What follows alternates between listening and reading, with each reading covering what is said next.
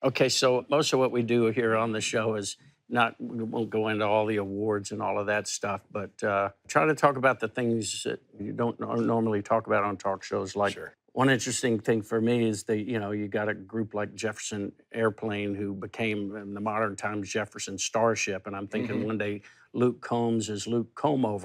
I don't know if that's coming. That maybe it'll be happening.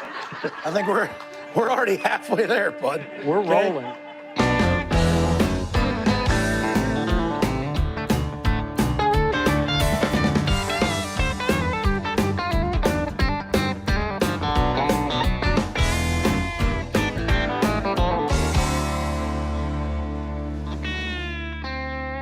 Hey, I'm Clint Black. Welcome to the show. Tonight I am talking in circles with Luke Combs. Luke, how you doing? I'm good. So 2 albums. I found it hard to believe, so I went back and checked. 2 albums. You have done a lot with 2 albums. Yeah, it's been crazy for sure. The period between albums when I was recording for RCA was 12 months is what they wanted. Every 18 months I did an album. Yeah. Because I wanted to write like you, and I just didn't think I could do all of it in a year. Right, write it all, and the process of, how long that process takes. I mean, doing 20 minutes for me per song. No. At least I was gonna say 25, but if you can get it done in 20, yeah. No, and it's crazy. I can't imagine doing that. I can't imagine having that kind of turnaround. And I often think about, if you were to go to a store and pick up Merle Haggard's greatest hits, right? There's like 10 of those. Because it would be like, these are the hits from his first 15 albums. And you might know like one song on there. And you're like, how many? There's like how many albums has Willie done? 80? 85? I mean, literally, I think it's 85 or 80 albums. I mean, I can't imagine the pace. How many shows a year were you doing at that time? 125-ish. And doing an album every 18 months. And just posing for every magazine cover and being on every TV show, visiting every radio station. I remember singing Killing Time all the time.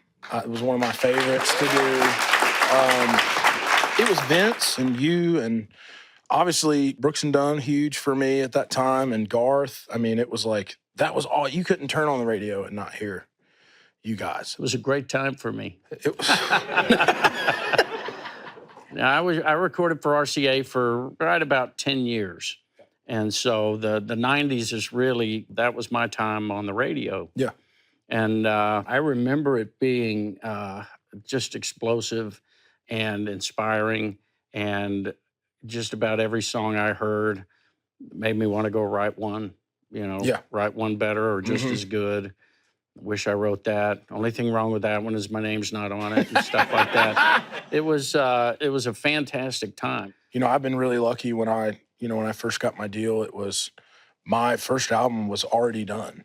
Like, I didn't have a deal, and it was essentially like a buddy that I wrote with, James McNair, was like, "Hey, I got this friend that like makes all my demos, and you should get him to produce your stuff." And I was like, it's like, I don't even know what a producer is. I'm like, how much does that cost? And so we did it and had that thing made, and it was like we walked in the door with this album, and we were already selling, 500, 600, 700 tickets a night on our own. I mean, 3 nights a week. And so I didn't realize that doesn't happen, because I didn't move to Nashville with nothing. It was like I had already been playing shows in North Carolina for 200 people a night, 3-4 nights a week, and working 2 jobs and failing out of college at the same time.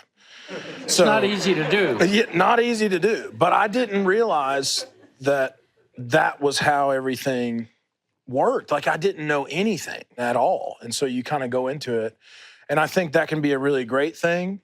And I think that can be a really damning thing for a lot of people too. I didn't start playing guitar until 11 years ago. Never played. I'd been singing my whole life just as a casual thing I enjoyed to do. It made me happy. Other people liked when I did it, kind of thing. Girls thought it was cool, which didn't happen a lot for me. And so I sang just a lot. And then I picked a guitar up, and I was in college and was like, man, college was like coming to an end. You know, it's like you're 22. It's like time to get out of here. You're the old creepy guy now, kind of thing. And it was like, and I was like, man, what am I gonna do? You know, and I was sitting at home. I was 21. And I remember sitting on the patio because I was working a job at a go-kart track that I worked. It was my first job that I had when I was 16. And I moved home for the summer, and I had a ton of friends from high school. But that summer, I was the only guy that moved back home. Everybody stayed in their college town for the summer. And so I didn't have like any friends in town. I'm living with my parents. I'm 21 years old, working with a bunch of 15-year-olds at a go-kart track. You know, just bummed out, like, man, like, what am I doing? And I remember my parents had bought me like it was like a really, you know, like $50 Ibanez guitar in like 7th grade. Took like one guitar lesson and was like, my parents want me to do this, so I'm not doing it because it's not cool. Good thinking. Yeah. Yeah. So I still had that guitar in the closet, and my mom came out and she was like, I don't understand why you're sitting around sulking. She's like, well, you know, Kenny Chesney and Tim McGraw, they didn't start playing guitar until they were 21. And I was 21. And I was like, oh, man, I'm way better than those guys, you know? Dude, they become easy, you know what I mean? Yeah. But, no, I don't know if I don't even know if that story's true or not. I don't know if they actually learned, or my mom was just like, please do anything. She would say anything to get me out doing something. So I started playing, and those strings must have been, I mean, that far off the fretboard. Yeah. But I didn't even know that wasn't supposed to be like that because I didn't know anything about guitar.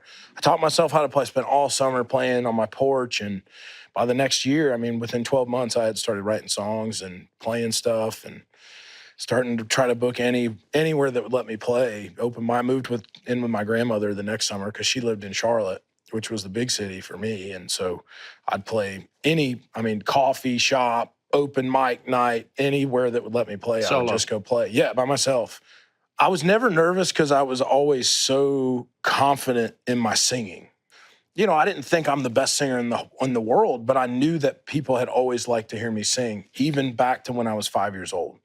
And I knew if I could go into somewhere, I was so self-conscious about my guitar playing because it was so new and it was so clunky. But I was like, man, if I can sing even better. Just turn your voice up more and your guitar down. No, it's like if I sing great, no one will ever even notice my guitar playing. And that's what got me through the like awkward phase. Like it takes 2-3 years to get through the awkward phase, but I was able to somehow be progressing, you know, unbeknownst to myself, progressing my career while still teaching myself how to play and how to write songs. I was already working towards a goal, even though, you know, I couldn't even play a bar chord for, you know, a year and a half.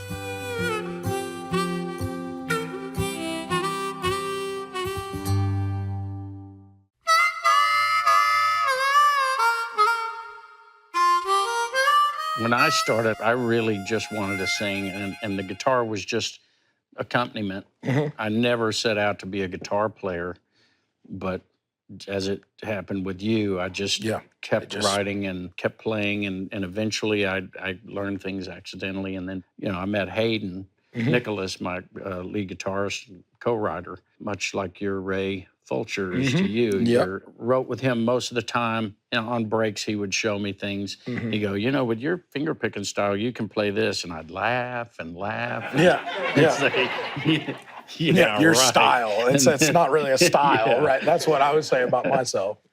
Yeah, so it evolved, and eventually I started to believe I, too, could be better than Tim McGraw and those guys. But it worked out. I don't know how. How did you meet Ray? I met Ray, when I moved to town, and Ray and when you moved to town? September of 2014. And did you have any contacts here? Not really. I mean, a couple writer friends that I had met. Like, I had visited town 2 times. And so I actually met Ray on one of those. On my second trip, I went to a friend's house, my buddy John's house. And Ray was a guy who had moved to town the same day as John. And they had, I don't know if they ran into each other at a restaurant or a bar or how they knew each other. But it was like, we're in John's, you know, living room, and he's got all boxes full of stuff. He hasn't even unpacked yet. He's got the couch and like a TV in there. and it's me, John, and Ray in there. And that's when I met Ray, was that day, and came back to town. So he's one of the 3 or 4 people that I know. And so we just started talking about, you know, what kind of music we like. We'd run into each other at Tin Roof and what kind of music we liked. And it was like we all kind of liked the same stuff. I think the first song that we ever wrote together was on my album. I mean, it was Beer Can, and then the second song we wrote was When It Rains, It Pours. So That's a complicated song. It's fun, man. That's a fun song. I like a that lot song. of songs just you start writing them and it's linear.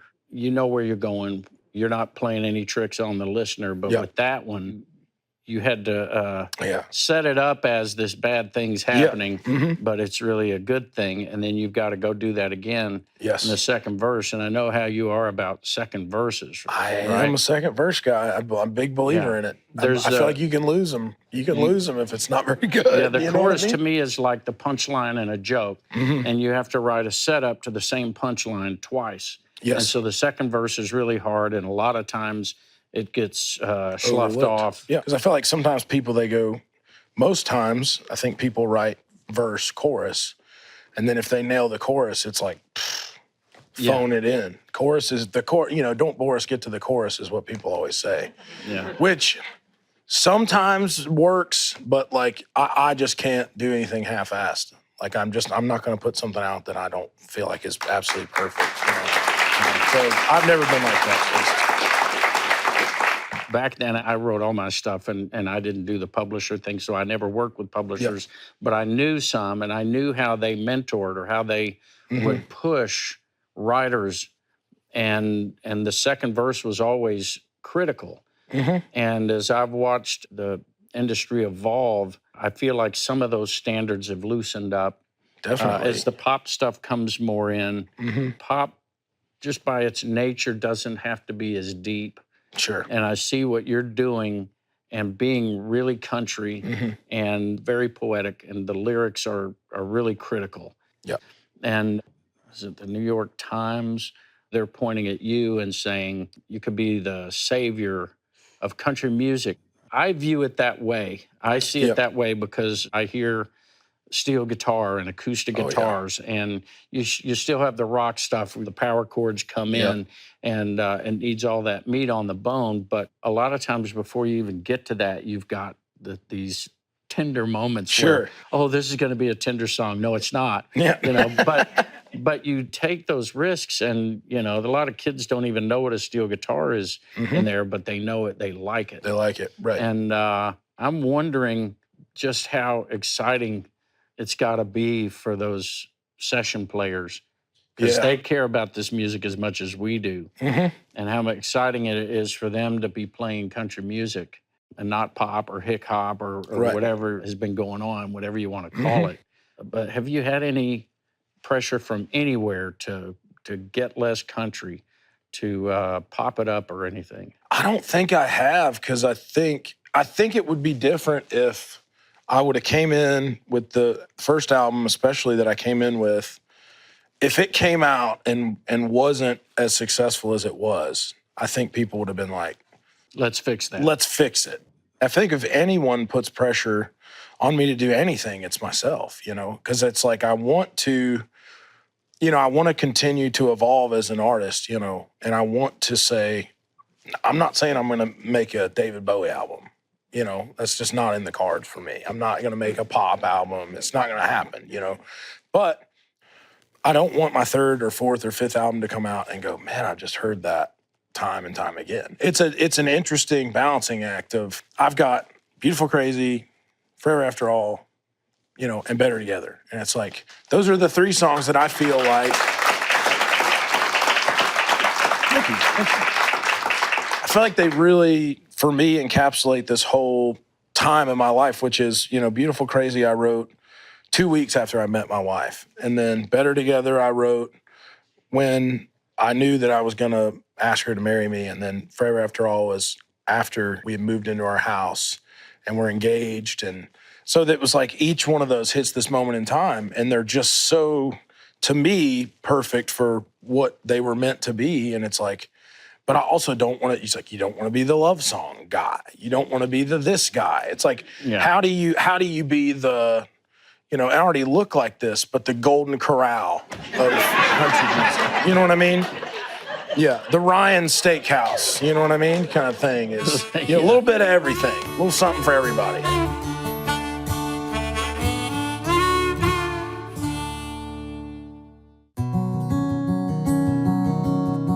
Somebody's got an idea, and I hear you're really generous about other people's ideas and hearing what people think and making them feel good about it. Yeah. And I'm just wondering, how do you make them feel good about the bad ideas?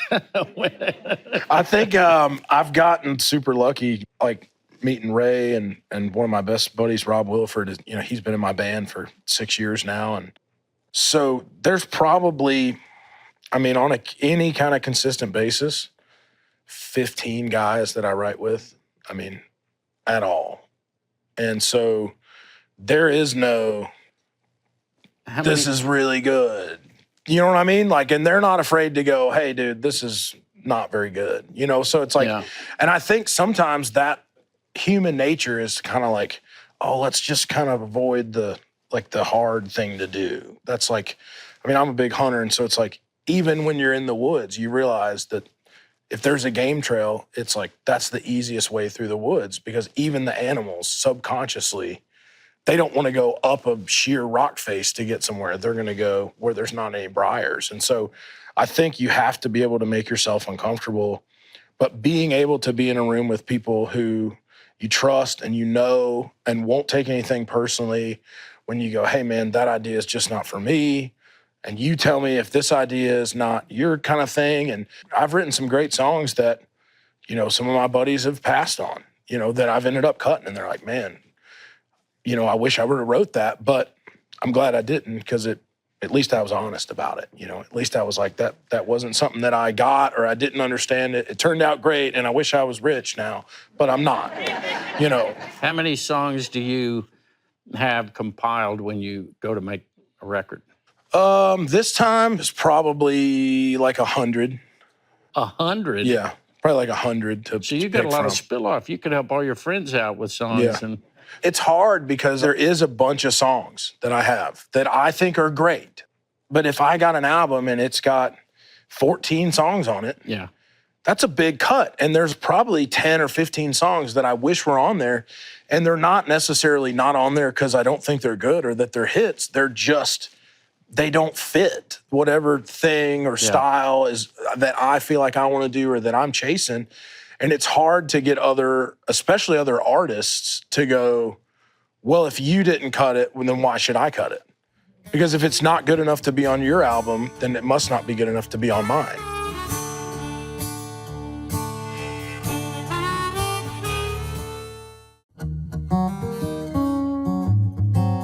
I did want to ask you about Can I Get an Outlaw? Yes. That's really stepping out there saying something about your contemporaries. Mm-hmm. I'm wondering just how much grief you got. Did anybody I didn't. beat you up over that? So a buddy of mine had started that song. This is back when I was living in North Carolina.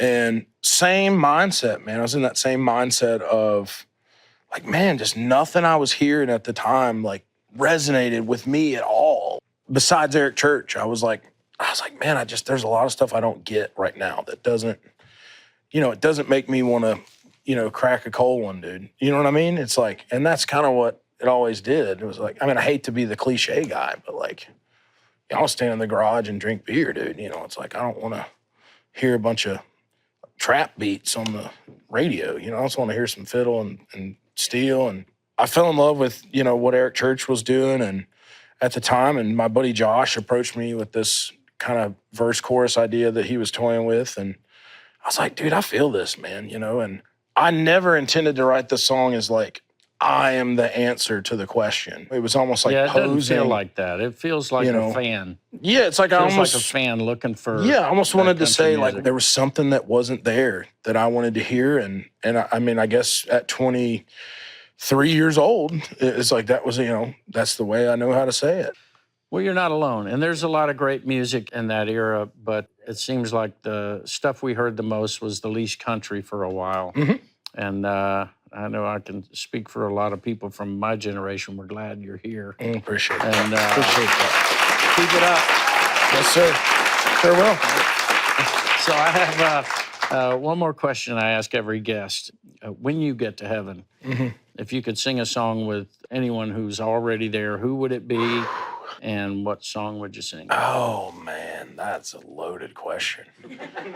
It would probably be Merle Haggard and probably sing Silver Wings. Would probably be the song. Good call. Love that song. We hope it's a long time, by the way, before Yes, you me too. get up there Gosh, and sing with Haggard. me too. Yeah. But I appreciate you having me, man. It's been awesome. Thanks for being here. An honor to be here for Thank sure. you. Thank y'all for being here. Appreciate it.